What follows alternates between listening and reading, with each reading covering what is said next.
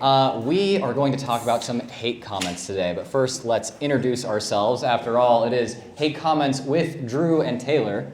I'm Drew. I run the YouTube channel called Genetically Modified Skeptic, and I make YouTube videos there, and for some reason, you can make money doing that now. Hopefully that's utility for the world. And this is my wife, Taylor. I run the channel The Anti-Bot, and I talk about religion, but from a non-theistic Satanist perspective, so yeah. And you know, when we introduce ourselves and say, oh, what we do for a job is make YouTube videos, people first go, you can make money doing that? And then after we say yes, then they ask us, do you actually read your comments? Because I think most people, even if they're not YouTubers, realize that reading your comments can be an exercise in masochism. And that's accurate. That's accurate.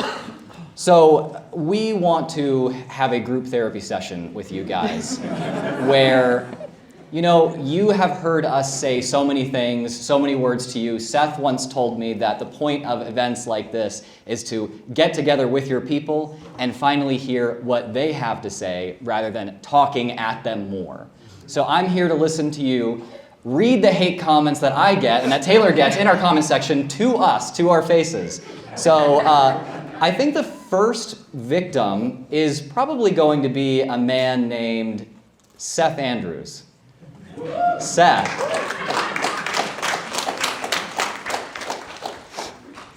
I am going to have you read what's on screen right now. What do you say? Yeah, I got it. Is this directed at you? That is directed at me. From Sean Suttles, you need to put the crack pipe down. No stranger's life is worth more than my property if my family and I are on or in that property. And the military parade was a celebration of the 250th birthday of the U.S. Army that was honored by the POTUS, Stock to Atheism, You Woke POS. Thank you, Seth.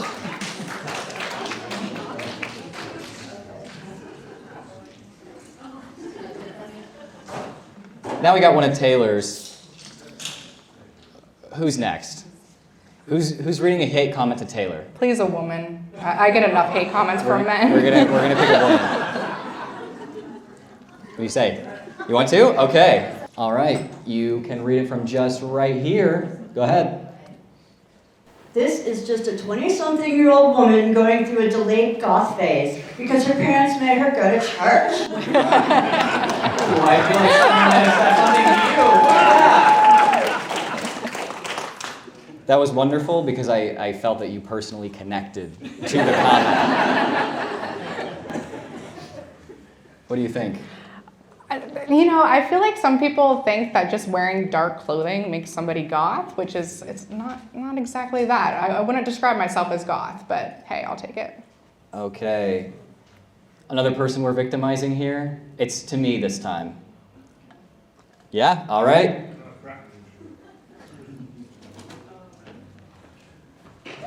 All right, go ahead. I'll be reading something.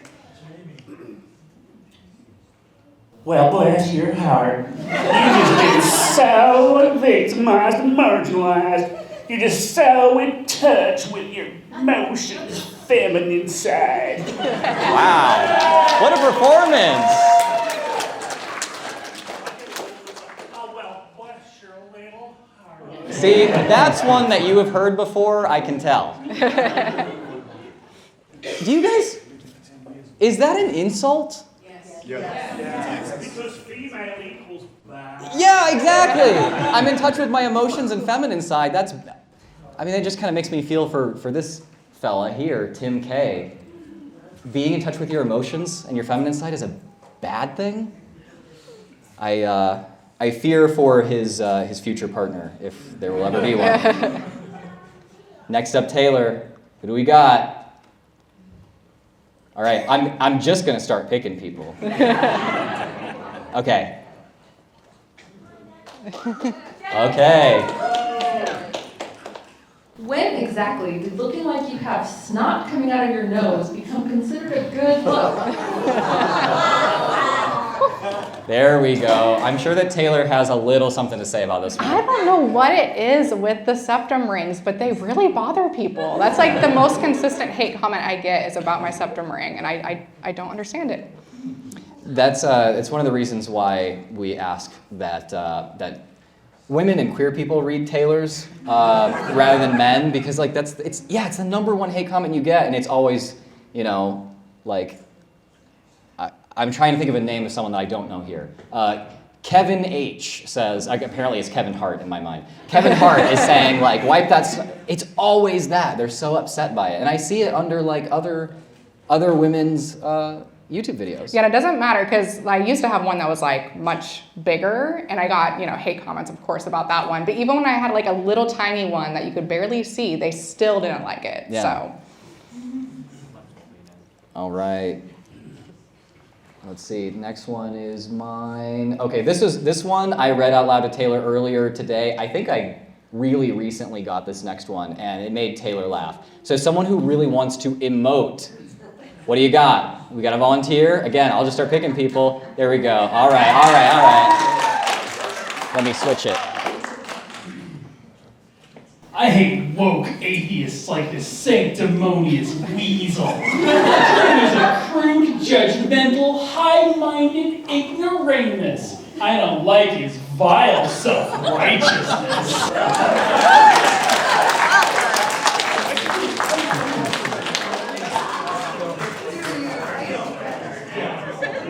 There's something you learn about being like a long-time content creator, and that it's if your politics change at all, then you get like whatever the momentary slur against the certain political position is. And right now, against people who care about other human beings, it's woke, I guess, and that used to mean something, and now it's just a slur.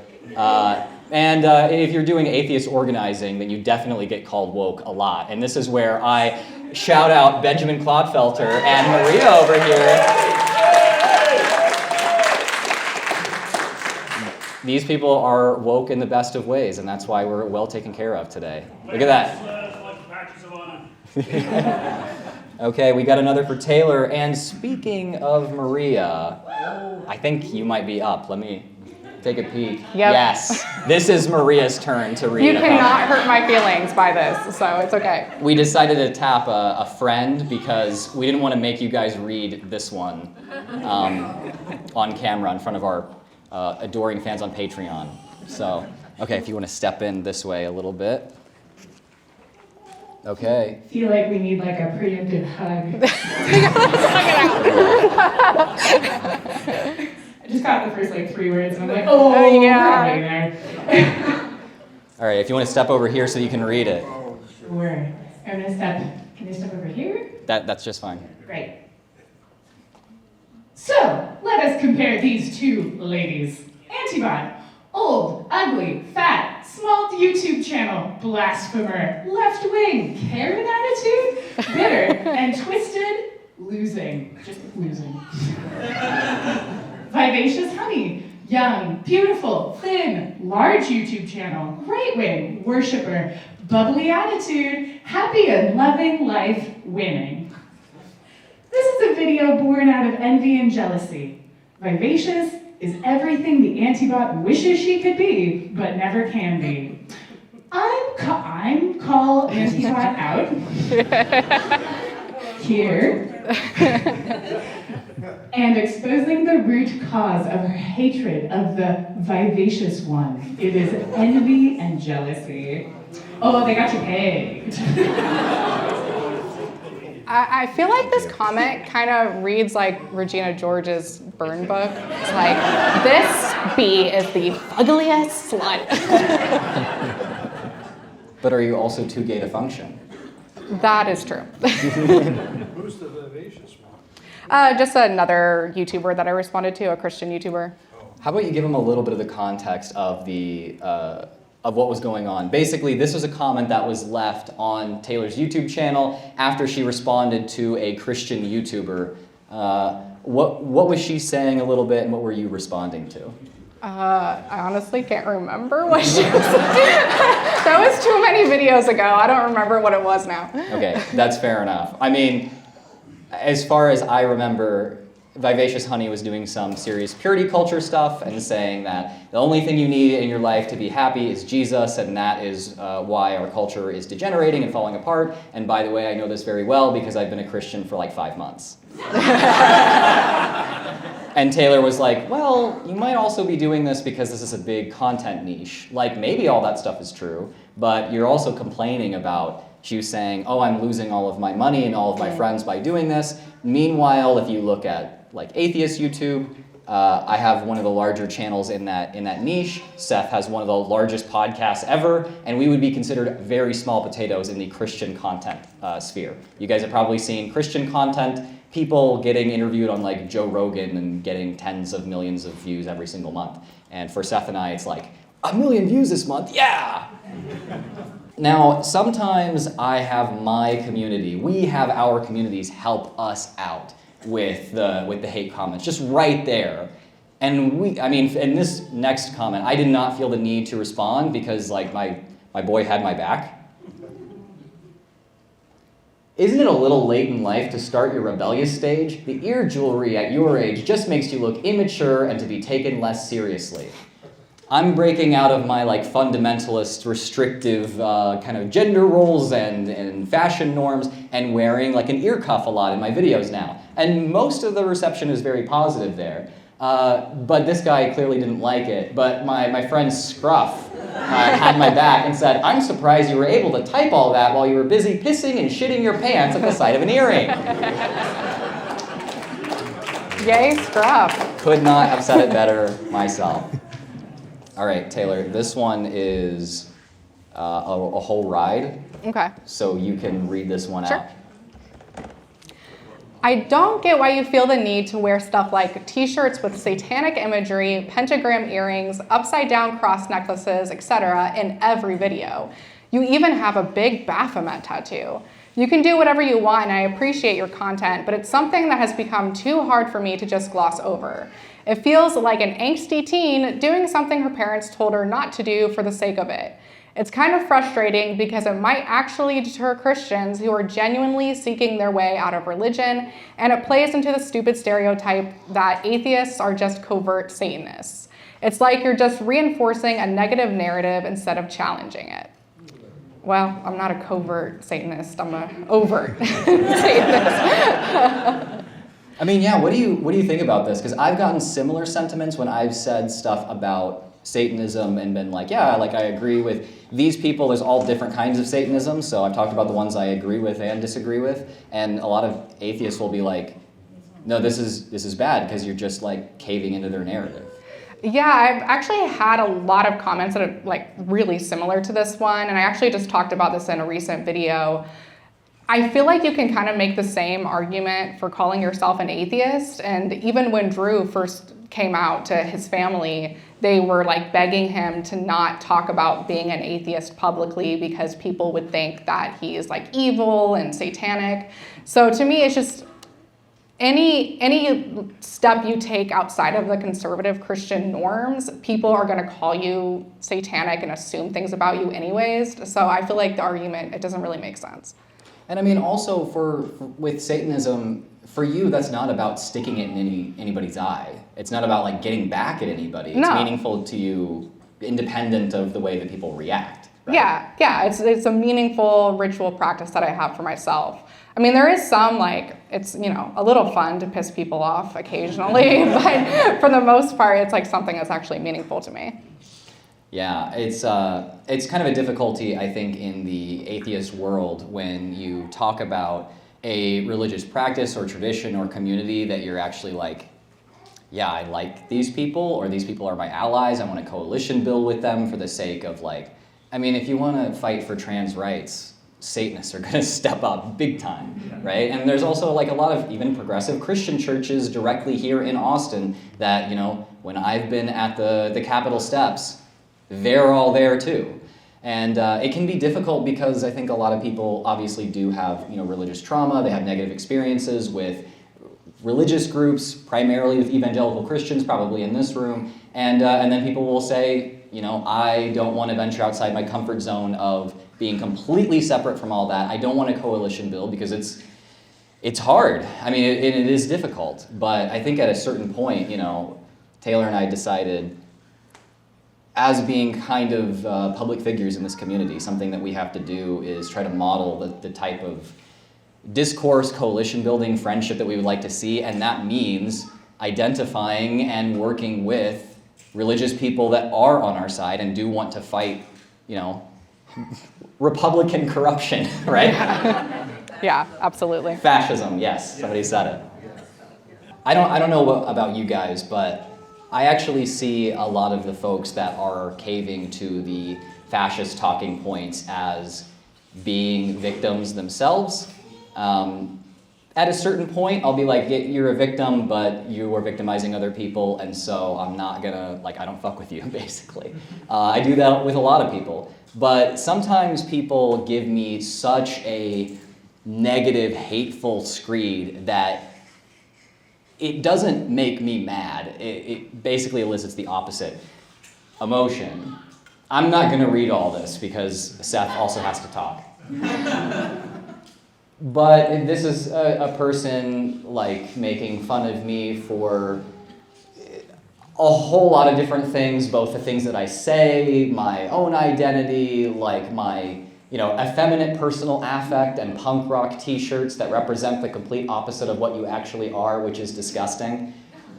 I mean, punk rock kind of does have a disgusting vibe, and you do think that having an effeminate personal affect is disgusting, so I'm a little confused at that.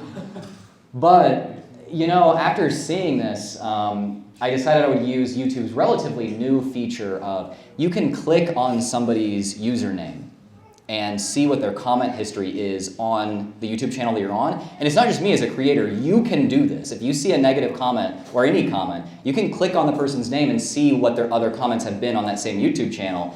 And I did that for this guy. 100 plus comments. And it stops counting at 100. I know for a fact that there's a person on my YouTube channel that has well over 6,000 comments. God. That I had to calculate that one day. It was kind of insane. But I don't know how many more this guy has. Well over 100. And if you look at the folks that he's subscribed to, another thing that you can see, this is called Sips with Aquinas, which is a trad-cath podcast that has actually, the host of this has been on Joe Rogan more than once. Inspiring Philosophy, who used to actually be, I think, a lot more, okay, I won't get into the drama, but he's wanted to debate me, and I've known him for a long time. We don't super get along, and he's weirdly, after a history of not being okay with Christian nationalism, very much just helping Christian nationalism now. I feel like that's just where evangelical Christianity is at this point. But you can see that his other comments, deriding me for saying that I'm not sure if calling wokeness a religion is really an insult. Let's unpack this. He says that I'm rolling over like an opossum rather than joining the alt-right, which is a movement of men who refuse to be roadkill. I mean, after seeing all this, also, Wolf of the West, Western civilization, Elon Musk's baby. I just kind of feel for this guy. I just kind of feel sad for him. He thinks that kindness and empathy and, I don't know, maybe some intellectualism is rolling over and giving up. Well, I'm sure Russia pays him quite well. I can think that Russia probably does not pay this guy very well, given that he's spending his time commenting over and over.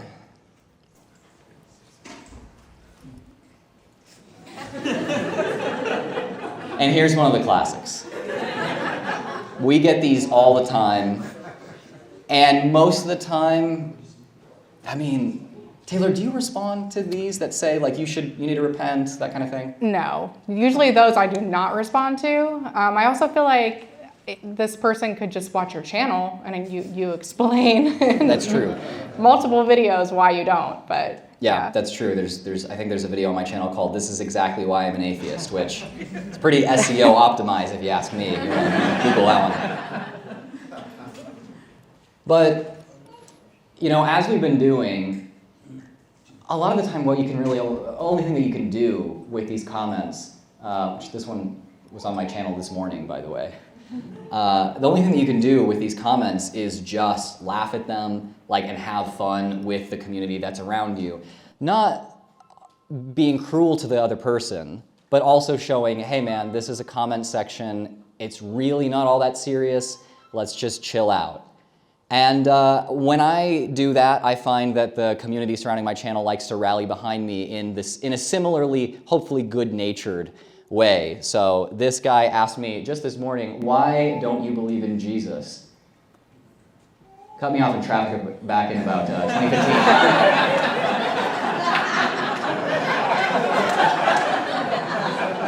And as you can see, Calvin just stepped right up. I mean, quick, 4 minutes later.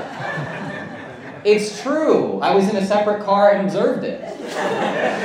None of us had tinted windows, I guess, so that Calvin could check that one out. And then another one, it's true, I saw it happen, and I guarantee you, if I pull that up right now, there's probably even more on there. Hopefully people not being too mean to this person, but the point is here is that the way that we deal with the shit that we have to deal with, especially being in Texas, even though we're floating on the little blue island here in Austin, is we have to come together and laugh. So I hope you guys enjoy Seth Andrews' talk right after this. Thank you, guys. Thank you.